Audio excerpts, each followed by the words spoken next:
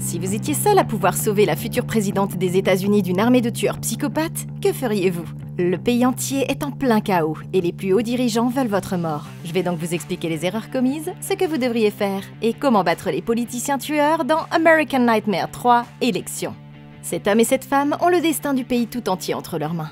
Ils sont sur le point d'affronter des dizaines d'assassins alors que les rues brûlent dans le chaos le plus total autour d'eux. S'ils parviennent à survivre à la nuit, ils pourront mettre un terme définitif à cette violence insensée. Quant à ce groupe de politiciens corrompus, ils sont les nouveaux pères fondateurs de l'Amérique. Parmi leurs nombreux actes horribles, ils soutiennent un événement appelé la Purge à travers le pays, où chaque année, tout crime est légal pendant 12 heures. Dirigé par l'actuel président des États-Unis, le groupe veut à tout prix que son nouveau candidat remporte les prochaines élections présidentielles. Leur candidat, Owens, est un ministre religieux et il est également à cette table pour discuter de son chemin vers la victoire. Le groupe discute de son adversaire pour les élections, se montrant d'abord dédaigneux quant à ses chances. Mais lorsqu'il découvre qu'elle gagne en popularité et pourrait avoir une chance de le battre, Owens commence à avoir peur. Le président est furieux et jure qu'ils doivent tout faire pour éliminer cette menace. Quelque temps plus tard, cette femme, la sénatrice Charlie Rowan, débat avec Owens devant une foule de personnes. L'homme soutient que la purge est une bonne chose parce qu'elle donne aux citoyens une chance de libérer leur frustration et de nettoyer la nation. Cependant, la sénatrice fait remarquer que c'est juste un moyen pour son parti de faire de l'argent tout en tuant les pauvres sans conséquence. Elle assure le public qu'elle mettra fin à la purge annuelle si elle est élue présidente. La sénatrice descend de l'estrade et se mêle à la foule, tandis que son adversaire reste au-dessus d'elle, criant que la nation a besoin d'être purgée. Alors que les gens sont heureux de parler avec elle, le chef de la sécurité de la femme devient nerveux. Cet homme, Léo, sait que Charlie est trop précieuse pour l'avenir de l'Amérique pour être blessée. Il déploie ses hommes pour la surveiller de plus près alors qu'elle continue à interagir avec la foule. Pendant ce temps, le débat est diffusé à la télévision dans une petite épicerie. Le propriétaire est d'accord avec la politique de Charlie, mais il n'a pas l'espoir qu'elle puisse apporter un réel changement. Son assistant n'est pas d'accord. Il croit qu'elle peut construire un avenir meilleur pour les gens de la classe ouvrière comme eux. Un jour avant le début de la purge de cette année, la Maison-Blanche fait une annonce importante. Pour la première fois dans l'histoire, les hauts responsables politiques ne seront pas exemptés de la purge. Ça signifie que même les membres du gouvernement comme la sénatrice ici présente peuvent être assassinés légalement. Son équipe reconnaît instantanément qu'il s'agit d'une énorme menace pour sa vie et devient nerveuse. Léo tente de la persuader de se cacher dans une maison sécurisée pour la durée de la purge à venir. Mais la femme refuse. Elle veut montrer à ses partisans qu'elle est vraiment l'une d'entre eux et ne veut pas s'enfuir ou se cacher derrière une protection spéciale, précisant qu'elle restera chez elle pendant toute la nuit de la purge. Ça inquiète Léo. Il sait qu'il devra faire des préparatifs supplémentaires pour assurer la sécurité de sa patronne, et il accepte de le faire. Mais c'est leur plus grosse erreur.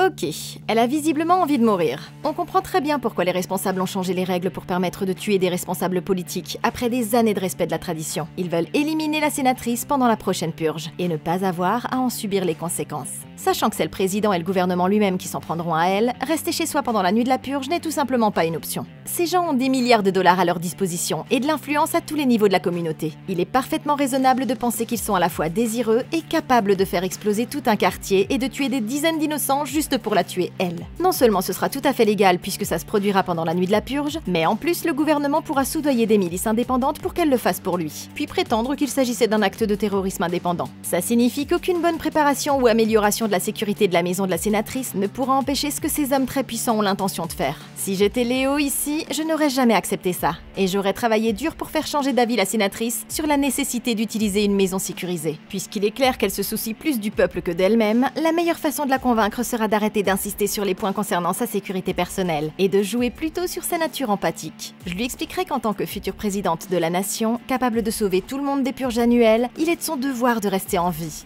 Il ne s'agit pas d'un acte égoïste, mais plutôt d'une nécessité de protéger le peuple, parce qu'elle est la seule personne suffisamment populaire et avec les contacts nécessaires pour accéder au pouvoir et changer le système pour eux. En jouant sur sa réticence à recevoir un traitement spécial, je pourrais lui faire comprendre qu'il ne s'agit pas vraiment d'elle, mais de protéger tout candidat de leur camp qui aurait le pouvoir de changer le pays. Une fois qu'elle sera convaincue, il faudra se concentrer sur la recherche d'un endroit sûr qui soit difficile à trouver, plutôt qu'un endroit qui puisse être lourdement défendu. Puisque l'ennemi a probablement des armes capables de complètement détruire une zone étendue, ça ne fait pas vraiment de différence que l'endroit soit équipé d'ouvertures renforcées ou de caméras de sécurité sophistiquées.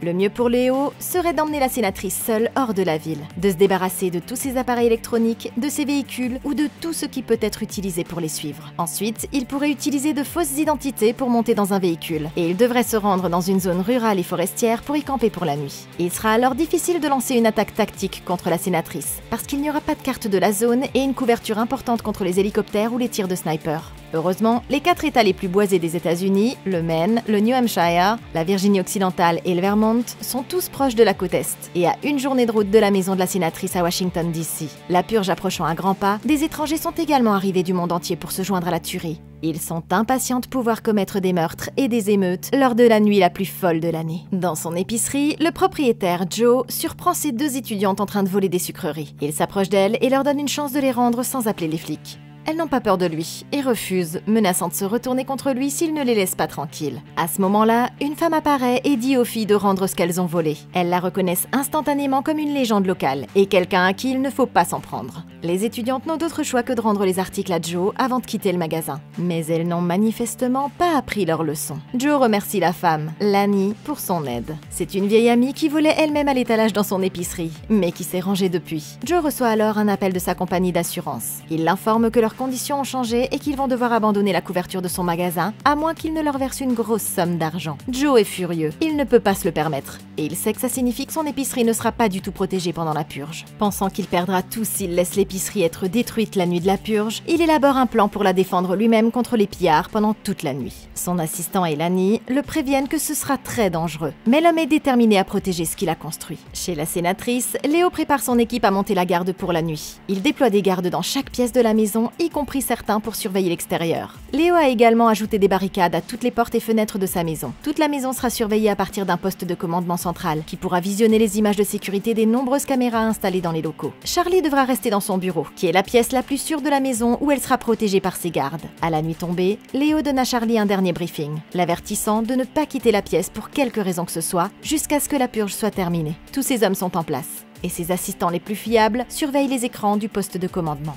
À l'épicerie, Joe ferme tout et grimpe sur le toit. Il sort un pistolet et un fusil prêt à défendre son commerce pendant la longue nuit qui l'attend. Dans la rue, Lani monte dans une ambulance de fortune avec une amie. Les services médicaux étant suspendus pendant la purge, elles vont se déplacer en ambulance pour apporter une aide d'urgence à tous ceux qui en auront besoin. C'est un travail très dangereux, mais les femmes ne semblent pas perturbées. C'est alors qu'une annonce est diffusée sur toutes les télévisions du pays. Elle rappelle aux citoyens que tous les crimes seront légaux pendant les 12 prochaines heures et que personne n'est en sécurité. À la fin du message, des sirènes terrifiantes retentissent sur le système de diffusion publique. La purge a officiellement commencé. Ok, le plan de Léo est une énorme erreur.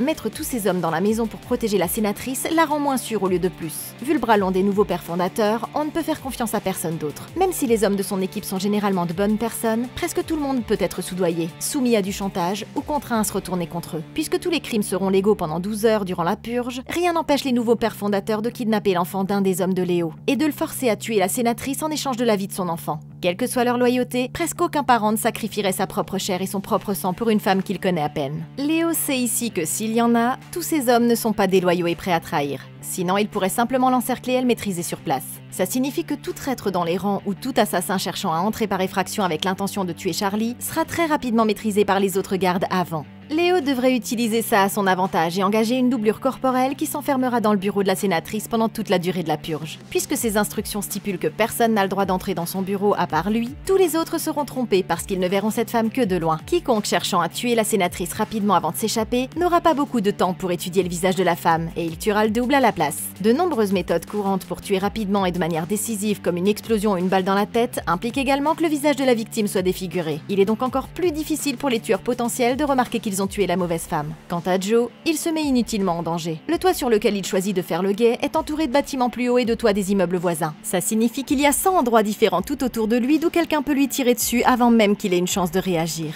Si l'épicerie n'est pas gardée, elle risque seulement d'attirer des pillards. Mais si Joe est assis sur le toit comme une cible facile, il attirera encore plus l'attention et attirera aussi les purgeurs qui cherchent à tuer quelqu'un pour le plaisir. Si Joe tient absolument à être présent, le meilleur endroit pour faire le guet sera l'intérieur du magasin, parce qu'il n'y a que 2 entrées et des volets sur les 2 portes. Ça minimise l'inconvénient d'être seul, parce que les attaquants devront passer par la porte étroite un par un, ce qui lui donnera la possibilité de les abattre au moment où ils entreront. Ironiquement, la meilleure façon de défendre son magasin serait en fait de laisser une simple note à l'entrée disant « Cette épicerie ne ne contient aucun objet de valeur et elle est piégée pour tuer. Ça dissuaderait à la fois les pilleurs et les tueurs, parce que ça les informerait qu'il n'y a rien à voler et personne à tuer à l'intérieur. Même les purgeurs ayant une vendetta spécifique contre Joe, comme les voleuses à l'étalage, réfléchiront à 2 fois avant d'entrer, estimant probablement que la possibilité de vandaliser le magasin ne vaut pas la peine de risquer leur vie. Alors que la purge bat son plein, Lani voit le chaos total en conduisant dans les rues. Les gens se sont rassemblés en masse pour des émeutes. De nombreuses factions se promènent avec des armes, et il y a des décapitations publiques sous les acclamations des gens. À l'épicerie, Marcos, l'assistant de Joe, arrive pour l'aider à défendre le magasin. Mais ils s'aperçoivent soudain une voiture équipée de micros qui diffuse de la musique forte et s'arrête dans la rue. Ce sont les voleuses de tout à l'heure, armées de fusils, et elles sont revenues avec une autre amie. Elles sont venues pour se venger du propriétaire et n'ont aucun scrupule à tuer l'homme. Leur chef menace Joe, se vantant qu'elle a déjà tué ses parents et qu'il est le prochain de sa liste. Alors qu'elle est sur le point d'attaquer, Marcos lui tire une balle dans l'oreille. Ça fait fuir le gang pour l'instant et elles s'en vont. Mais les hommes savent qu'elles reviendront. Au domicile de la sénatrice, les 2 hommes de l'équipe de sécurité trafiquent le moniteur de surveillance. Ce sont des traîtres qui travaillent avec quelqu'un pour tuer Charlie, et ce garde envoie un message pour que des assassins passent à l'action. Soudain, un groupe d'hommes armés, habillés en noir, tend une embuscade aux gardes à l'extérieur, et les tue tous. Ces hommes sont lourdement armés, et il est clair que ce ne sont pas seulement des professionnels, mais qu'ils sont venus ici pour tuer la sénatrice. Le garde traître se dirige vers la porte d'entrée et laisse les assassins entrer. Au même moment, Léo tente de joindre les gardes à l'extérieur avec son talkie-walkie, mais personne ne lui répond. Sachant que quelque chose ne va pas, il vérifie les caméras et se rend compte que quelqu'un a saboté l'alimentation. Il la répare et constate que tous les gardes à l'extérieur ont été tués. Léo s'active et se précipite dans le bureau de la sénatrice. Il lui dit qu'ils sont attaqués et dévoile une trappe secrète dans le sol. En l'utilisant pour sortir, le garde du corps tue rapidement 2 assassins et dit à la femme qu'ils vont devoir s'enfuir. De retour au bureau, les 2 traîtres entrent par effraction et découvrent qu'elle a disparu. Ils découvrent la trappe et savent qu'elle essaie de s'échapper. L'un d'entre eux les repère depuis une fenêtre et un sniper commence à leur tirer dessus. Les 2 survivants se mettent à l'abri aussi vite que possible. Mais Léo est touché à l'épaule. Alors qu'il riposte en désespoir de cause, Léo sort son téléphone et active un dispositif. La valise du bureau du sénateur se met alors à biper et le traître réalise trop tard qu'il s'agit d'une bombe. Avant que quiconque ne puisse s'échapper de la pièce, il déclenche une explosion énorme. Ça donne à Léo et Charlie la chance de s'enfuir. Les 2 traîtres et un tireur sont tués dans l'explosion. Mais le chef des mercenaires a survécu, et il ordonne à ses hommes restants de poursuivre les 2 fugitifs. En courant dans les rues, les survivants trouvent 2 corps habillés en rouge, blanc et bleu. C'est étrange, mais alors qu'ils passent à côté d'eux, les corps bougent et les attaquent avec des armes. Léo leur tire dessus et les tue, mais un autre homme l'attrape depuis l'intérieur d'une voiture. Alors que Charlie tente de l'aider, ils sont tous les 2 pris en embuscade par derrière par des purgeurs déguisés en Oncle Sam et en Statue de la Liberté. Il s'agit de touristes étrangers venus profiter de la culture américaine et surtout rejoindre la purge. Tout ça n'était qu'un piège pour tous ceux qui ont eu la malchance de croiser leur chemin, et personne ne viendra les sauver.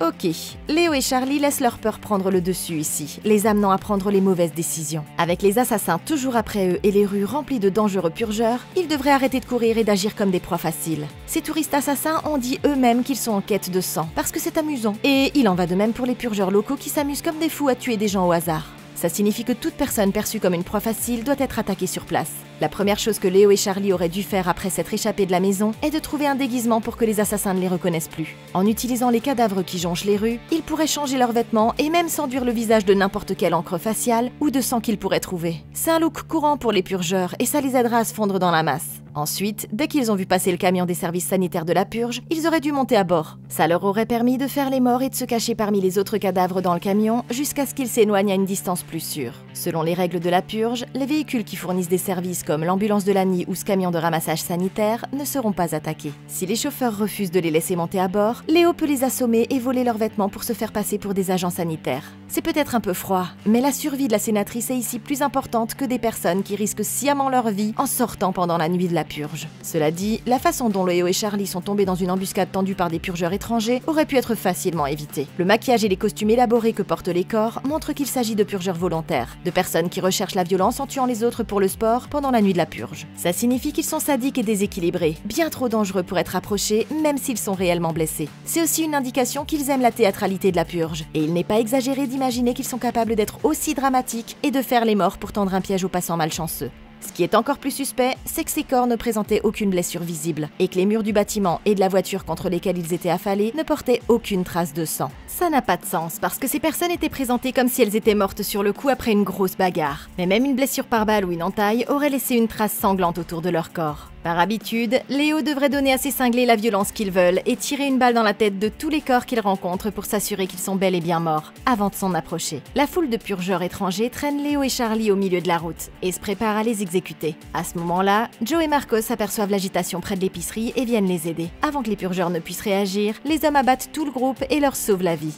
N'ayant pas de temps à perdre, les 4 survivants se retirent dans l'épicerie. Joe et Marcos ont immédiatement reconnu la sénatrice. L'homme le plus âgé est surpris qu'elle soit dans les rues le soir de la purge et il lui demande ce qui s'est passé. Charlie leur dit que son adversaire, le ministre, a envoyé des hommes pour les tuer et que les assassins sont toujours après eux. Soudain, la voiture aux lumières féeriques revient. Les voleuses à l'étalage sont revenues avec des scies circulaires et elles ont amené encore plus de leurs amis avec elles. Parlant à travers les caméras du magasin, les étudiantes disent à Joe qu'elles vont tuer tout le monde à l'intérieur et brûler son épicerie. Ils sont pris au piège. Et sans autre choix, Joe appelle Lani à l'aide. Comme elle ne décroche pas, il lui laisse un message disant que leurs vies sont en danger et qu'elle doit venir les sauver. Les adolescentes sortent des scies métalliques et commencent à découper les portes de l'épicerie.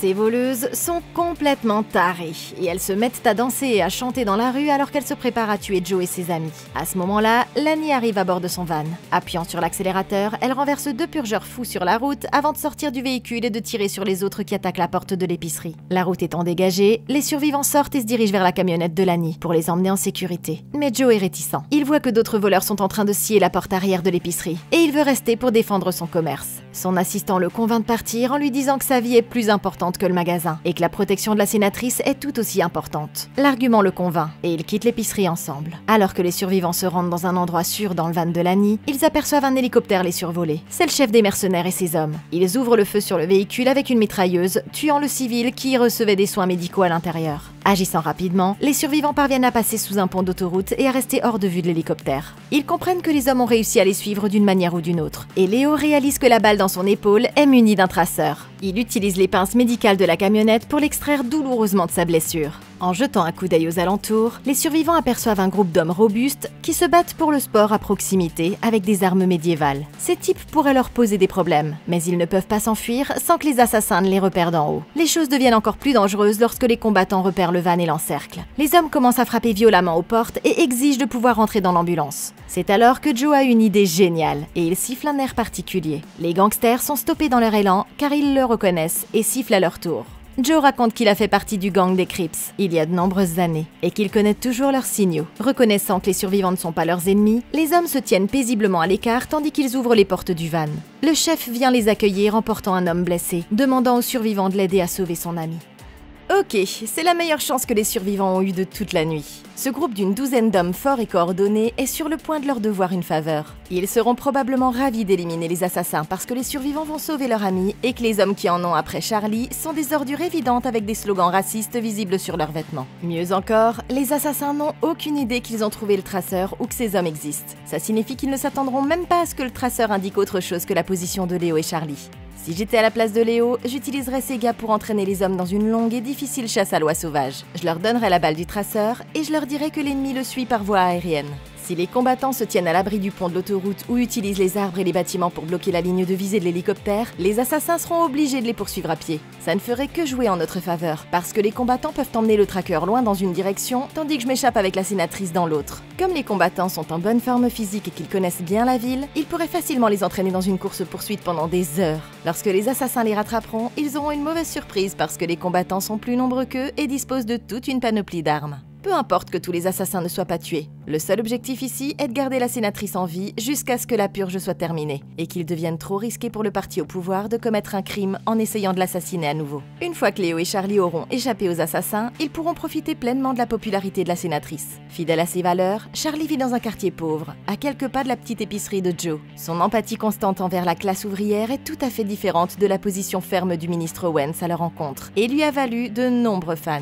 En fait, il existe un mouvement national de la classe ouvrière qui soutient la sénatrice et ses convictions. Ça signifie qu'il est fort probable que les habitants de ce quartier soient prêts à l'aider s'ils la rencontraient dans la rue. En demandant conseil à Joe ou à Lani, et en leur demandant qui est susceptible de l'aider s'ils la rencontrent, ils peuvent frapper à la porte d'un des habitants du quartier. S'ils trouvent quelqu'un qui a une maison, qui est d'accord avec la cause et qui veut aussi protéger Charlie, Léo et Charlie peuvent se cacher dans la maison de l'habitant pour le reste de la nuit. Il sera impossible pour les assassins de les retrouver là, parce que cet habitant n'aura aucun lien connu avec la sénatrice et pour le monde extérieur, il semblera être simplement resté chez lui pour la nuit comme prévu. Sachant que son hélicoptère ne peut pas voler sous le pont de l'autoroute, l'assassin principal envoie ses hommes à la poursuite de Léo et Charlie à pied. Il leur envoie l'emplacement du traceur et leur demande de capturer les deux fugitifs. Arrivés aux coordonnées, les deux hommes trouvent l'endroit vide et remarquent le traceur sur le sol. À ce moment-là, une bande de gangsters apparaît derrière eux. Ils sont venus pour tuer les hommes en échange du fait que les survivants les ont aidés et ont sauvé leur ami. L'assassin principal ne peut qu'écouter à travers son talkie-walkie alors que ses hommes sont abattus par les combattants. Et il réalise qu'il a été trompé.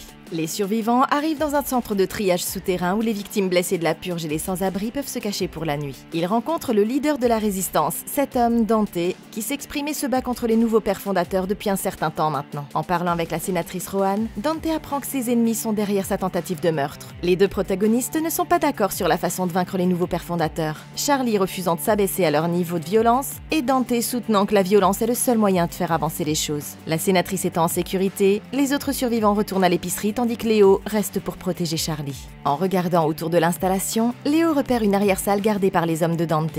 En se faufilant à l'intérieur, il voit des plans et des photos des membres des pères fondateurs sur le mur. À ce moment-là, il est attrapé par les hommes de Dante et un combat s'engage rapidement. Léo prend le dessus et il retient l'un d'eux en otage. La sénatrice entend l'agitation et entre alors que le lieutenant de Dante calme tout le monde. Elle exige de savoir ce qui se passe et elle repère leurs plans sur le mur. Elle comprend que Dante et ses hommes prévoient de tuer le ministre Owens dans une église où il se tiendra dans quelques heures. Elle est furieuse. Elle demande aux hommes de Dante d'appeler le chef et de lui dire d'annuler l'assassinat. Dans l'esprit de la sénatrice, elle peut gagner la présidence à la loyale et ne verra pas la cause de son adversaire renforcée en faisant de lui un martyr. Les hommes de Dante refusent et lui disent qu'il est trop tard pour changer le plan. Soudain, l'ami de Lani entre dans la pièce et les prévient que des camions approchent de leur installation souterraine. Même si les pères fondateurs n'ont aucune idée de la présence de la sénatrice, ils ont envoyé une armée ici pour tuer Dante et l'enlèveront si elle ne part pas. Alors que les autres se préparent à une fusillade, Léo et Charlie s'échappent par la porte de derrière. En marchant le long d'une allée, ils déclenchent un fil électrique et échappent de peu à un piège à lame géante qui se balance à quelques centimètres de leur tête. Appelant Lani à l'aide, ils voient sa voiture s'arrêter et se rendent directement à l'intérieur où Joe et Marcos les attendent. Une fois les 5 survivants réunis, le garde du corps demande à Lani de quitter la ville en voiture pour qu'il puisse faire profil bas jusqu'à la fin de la purge. Ok, la sénatrice fait n'importe quoi. Avoir le groupe de Dante qui tue son adversaire n'est pas une mauvaise chose, et certainement pas quelque chose qu'elle doit repousser si durement. De nombreux voisins auront déjà vu que sa maison a explosé et que les corps de son équipe de sécurité sont partout sur le porche et le toit de sa maison. Il sera clair pour tout le monde qu'elle est aussi une victime. Les nouveaux pères fondateurs sont ceux qui ont publiquement révoqué la règle de la purge protégeant les fonctionnaires, ce qui a été diffusé à la télévision nationale dans tout le pays. Puisqu'il s'agissait d'une émission importante impliquant des conséquences de vie ou de mort pour tous les habitants, le public l'aurait regardé et aurait eu des preuves très claires que les nouveaux pères fondateurs sont la vraie raison pour laquelle le sénateur Rohan et le ministre Owens ont été autorisés à être ciblés. C'est à eux que la communauté reprochera la mort du ministre Owens. Si certains des assassins survivent à l'explosion, la police pourrait même réussir à les interroger et découvrir que le ministre Owens lui-même est responsable des attaques dans la maison de Charlie et des tentatives d'assassinat sur sa personne. Il y a trop de facteurs qui peuvent jouer en faveur de la sénatrice pour que ça vaille la peine d'essayer de sauver son adversaire. En réalité, le fait que Dante révèle qu'il est prêt à faire tout ce qu'il faut pour que Charlie gagne l'élection est un énorme atout pour son équipe. Il dispose de nombreux hommes entraînés, ainsi que des renseignements sur la stratégie et les mouvements de l'adversaire. Ils sont les candidats parfaits pour mener à bien les affaires de la sénatrice sans avoir à se salir les mains. Si j'étais Léo ici, je travaillerais en étroite collaboration avec Dante pour éliminer toutes les menaces contre la sénatrice. Même s'ils sont pris, je la laisserai en dehors de ça, et je m'assurerai que tout remonte jusqu'à moi pour que la réputation de Charlie ne soit pas du tout entachée. En utilisant ce que nous savons, nous pourrions donner à Dante des informations sur le groupe d'assassins que le ministre Owens a engagé. Les hommes de Dante ont les ressources pour capturer l'un d'entre eux et la volonté d'utiliser de douloureuses méthodes illégales pour obtenir des informations du captif. Dans le meilleur des cas, ce captif sera en mesure de nous fournir la preuve que les pères fondateurs sont derrière le complot visant à tuer la sénatrice Rohan. Cette preuve concrète peut prendre la forme de SMS, de transactions bancaires ou d'emails que seuls les assassins peuvent avoir, et que nous ne pourrons obtenir qu'avec les méthodes sournoises de Dante. Cette preuve peut ensuite être divulguée à la presse, peu avant les élections, pour s'assurer que le public se retourne contre le ministre Owens et apporte son soutien à Charlie. Une fois au pouvoir, elle pourra décider elle-même si elle veut garder l'équipe de Dante comme son armée privée ou les jeter sous le bus comme bouc émissaire pour couvrir ses traces. Alors que la camionnette quitte la ville, elle est soudainement percutée par un autre véhicule et se renverse. Les assassins les ont retrouvés. Les hommes traînent la sénatrice hors de la camionnette et la forcent à monter dans leur véhicule. Léo les poursuit et leur tire dessus alors qu'ils s'éloignent. Mais il est trop tard. Le véhicule est blindé et déjà à mi-chemin dans la rue. Les assassins ont réussi à kidnapper leur cible. Se demandant pourquoi ils ne l'ont pas tué sur place, Léo réalise que le ministre Owens doit vouloir superviser personnellement son exécution publique lors de la cérémonie à l'église. Ne voyant pas d'autre choix, il décide de la sauver par ses propres moyens. Joe, Marcos et Lani insistent pour le rejoindre parce qu'ils croient en la cause de Charlie et savent que l'élire présidente est leur seul espoir de mettre fin à la purge pour toujours. Ils rassemblent les armes qu'ils peuvent et partent à pied pour la sauver. À l'église, les assassins ligotent Charlie et l'habillent d'une robe blanche pour pouvoir la livrer au nouveau père fondateur. Sur les bancs, une congrégation de personnes s'est rassemblée pour une messe spéciale de purge. Le ministre Owens monte sur scène et fait un discours sur l'importance pour les nouveaux pères fondateurs de rester au pouvoir, insistant sur le fait que la purge est trop importante pour être terminée, parce qu'elle purifie ceux qui s'opposent à eux. Il révèle ensuite la première personne à être purifiée, un junkie qu'il souhaite faire pardonner pour son comportement. L'homme a été ligoté et est amené sur la scène. Le ministre Owens dévoile une table remplie d'armes qui ont été nettoyées à l'eau bénite et il invite ce jeune prêtre effrayant sur la scène. Cet homme est un partisan de longue date des nouveaux pères fondateurs et il est ravi qu'Owens lui ait donné l'honneur de tuer la première victime. Le prêtre prend un couteau et s'approche de l'homme ligoté avant de le poignarder vicieusement à plusieurs reprises sous le regard de la foule qui l'encourage. Alors que l'homme sans défense meurt, Charlie regarde avec horreur sachant qu'elle est la prochaine. Dans les tunnels sous l'église, les 4 autres survivants rattrapent Dante et ses hommes. Le garde du corps révèle qu'ils sont au courant du complot visant à tuer le ministre Owens et il leur dit que la sénatrice a également été enlevée à cet endroit. Léo dit à Dante que la priorité doit maintenant être de sauver la sénatrice et que les plans originaux visant à cibler Owens ne sont pas aussi importants. Enfin, sur la même longueur d'onde, ils entrent dans l'église par les tunnels et commencent à se faufiler par des escaliers jusqu'à la salle principale. Sur scène, le pasteur prononce un autre discours et annonce à la congrégation qu'il a une invitée spéciale. Le prêtre fait entrer Charlie et le pasteur soulève le voile sur son visage. La foule est folle de joie, excitée de voir la femme qu'elle déteste tuer pour de bon et fond en applaudissements. C'est alors que le président des États-Unis est invité sur scène et que le pasteur lui fait comprendre que ce sera lui qui exécutera en premier la sentence de Charlie. Il ne se doute pas que les survivants ont atteint le niveau supérieur de l'église et qu'ils travaillent discrètement à tuer les quelques gardes qui patrouillent dans la zone. Il prépare les armes en regardant l'exécution qui va avoir lieu en bas. Ok, c'est terrifiant. Le président lui-même est si corrompu qu'il assassinerait un adversaire politique sur scène sans qu'aucun de ses partisans ne sourcille. Sa présence ici prend tout son sens avec les nouvelles informations que Léo a recueillies, selon lesquelles les assassins n'ont jamais essayé de tuer Charlie dans la rue. Ils voulaient faire de sa mort un spectacle et l'exécuter devant leurs partisans. Quelqu'un d'aussi tactique et entraîné que Léo aurait dû être préparé à cette possibilité. Si j'étais Léo, j'aurais donné 2 choses à la sénatrice quand nous nous sommes échappés de la maison, au cas où nous serions séparés. D'abord, j'aurais cousu un traceur dans la doublure du gilet pare-balles que nous lui avons donné pour que je puisse savoir où elle se trouve à tout moment si jamais nous étions séparés. Ensuite, je lui donnerais un dispositif pas plus grand qu'un portefeuille qui peut tenir dans sa poche. Ce serait une version miniature de la bombe qui a été placée dans son bureau. Ça donnerait à Charlie un explosif de dernier recours qu'elle pourrait activer d'un coup de doigt et utiliser comme distraction ou monnaie d'échange si jamais elle venait à être capturée. En l'activant en présence de ses kidnappeurs, ceux-ci reconnaîtraient le signal sonore comme une explosion imminente et s'éloigneraient d'elle. Ça lui donnerait une chance de leur lancer l'appareil avant qu'il n'explose et de profiter de la distance créée pour s'enfuir. Mieux encore, si Charlie est amenée en compagnie de quelqu'un d'important pour les nouveaux pères fondateurs, comme le ministre Owens, elle peut menacer de les faire tous exploser si elle n'est pas libérée.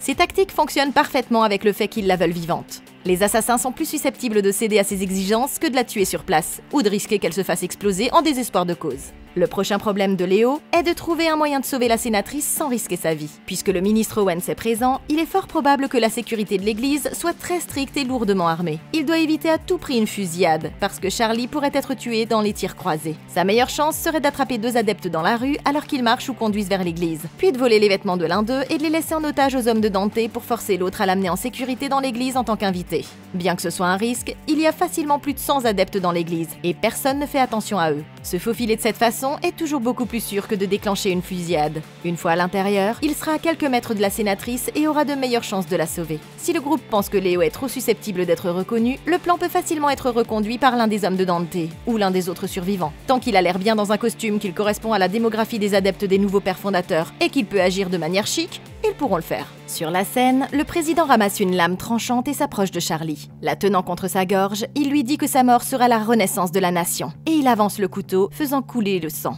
Juste à ce moment-là, Marcos lui tire une balle dans la tête avec un fusil et tue le président des États-Unis sur le coup. C'est un moment choquant qui prend tout le monde par surprise. Et une violente fusillade éclate, les gardes tirant au niveau supérieur, tandis que la congrégation panique et court se mettre à l'abri.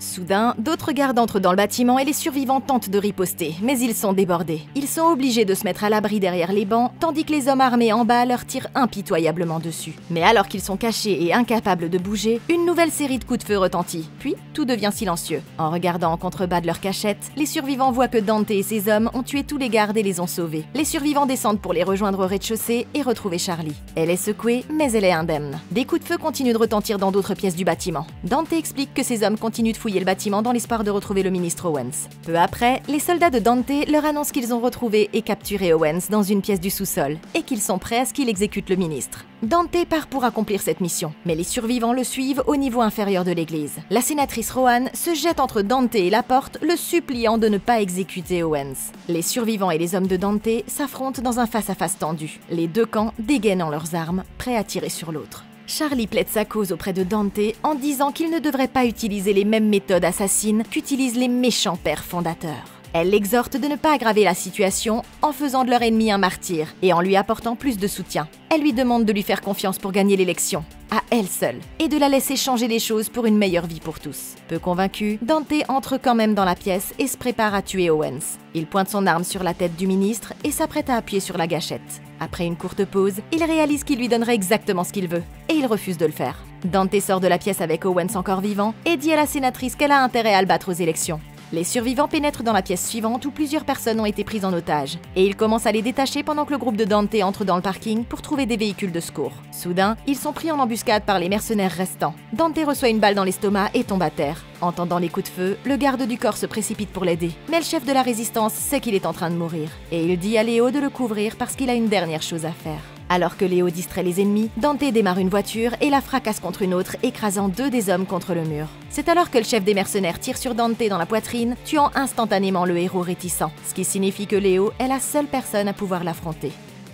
Ok, c'est terrifiant. Aucune de ces personnes ne semble réaliser qu'elles viennent de tuer le président. Avec sa mort, il y a maintenant probablement un vide de pouvoir au sein des nouveaux pères fondateurs, avec le ministre Owens comme nouveau visage du parti. C'est la meilleure chance pour les survivants d'exposer le ministre pour le fou qu'il est vraiment, et de détruire la réputation de son parti tout entier. L'homme crie déjà au meurtre et agit de manière totalement déséquilibrée. Si nous le mettons devant une caméra et qu'il parle du président mort ou de l'utilisation de la purge pour commettre des meurtres, il sera une mine d'or de citations folles qui seront totalement hors de propos pour le prochain président des États-Unis. Avec un montage astucieux, nous pouvons même transformer ces divagations sur la joie de tuer et la souffrance des autres en célébrant la mort du président ou en étant à l'origine du meurtre. Une fois la purge terminée, les images du ministre Owens se ridiculisant peuvent être diffusées au public, lui faisant perdre toute confiance dans les nouveaux pères fondateurs avant l'élection. Même les paroissiens soutiendront cette version des faits. De leur point de vue, le ministre Owens a fait monter le président sur scène en l'invitant à s'avancer et à tuer Charlie. Peu après, le président a été abattu depuis l'étage supérieur où seuls les gardes du ministre étaient postés. Toute cette chaîne d'événements peut facilement être interprétée comme un assassinat planifié par le ministre pour s'emparer de tout le pouvoir. Dante et ses hommes ont également commis une erreur critique en tentant de s'échapper par le parking. S'ils avaient d'abord parlé à Charlie du nombre de menaces supplémentaires qu'elle a repérées pendant qu'elle était retenue en otage, elle leur aurait dit que les assassins qui l'ont kidnappée, ainsi que le prêtre fou qui a poignardé un homme à mort, sont toujours en liberté.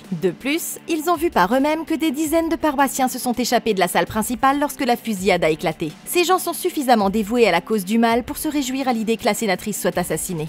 Il y a simplement trop d'inconnus en jeu pour que quiconque s'aventure dans de nouvelles pièces comme le parking. Même s'il n'y avait personne à l'intérieur, tout renfort venant aider leur ennemi serait posté à l'extérieur de l'église et à l'affût de tout véhicule sortant de l'église. Ce que les pères fondateurs et leur armée auraient appris des fidèles qui se sont échappés, c'est que le président et le ministre Owens étaient dans le bâtiment lorsqu'ils ont été attaqués. Ça signifie que s'ils sont prêts à entrer en force pour sauver leur chef, la meilleure solution pour les survivants serait de revenir sur leurs pas et de s'échapper par les tunnels secrets sous l'église par lesquels ils sont entrés. En fait, l'équipe de Dante a spécifiquement rouvert les tunnels scellés pour cette mission, de sorte qu'aucun des pères fondateurs n'est au courant de leur existence.